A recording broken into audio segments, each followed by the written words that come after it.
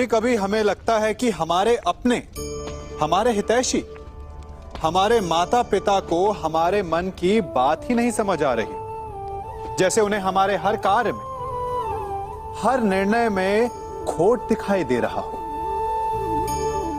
और ऐसे में हम कर बैठते हैं विद्रोह। ऐसी अवस्था में हमें वही अच्छा लगने लगता है जो हमारी मन की बातों का समर्थन करे।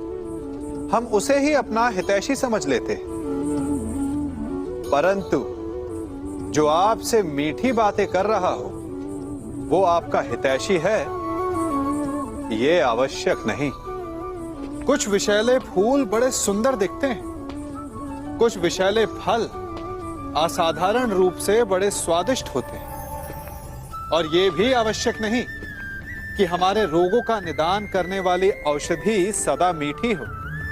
इसलिए विष और औषधि में अंतर को परखने का प्रयास करें। हो सकता है जो आपके हित की बात कर रहा हो वो आपको संकट के गर्त में ले जा रहा हो।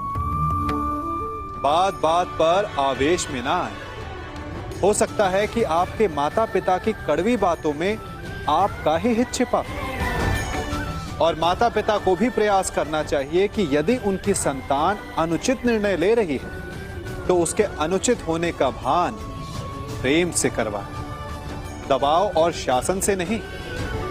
क्योंकि कभी कभी कटु शब्द और कटु वचन अनुचित निर्णय को और पक्का कर देता है। हर शब्द अपने आप में इतना शक्तिशाली होता है, यदि आप चाहें तो उन्हीं शब्दों से सृजन कर सकते हैं और चाहें तो नाश भी।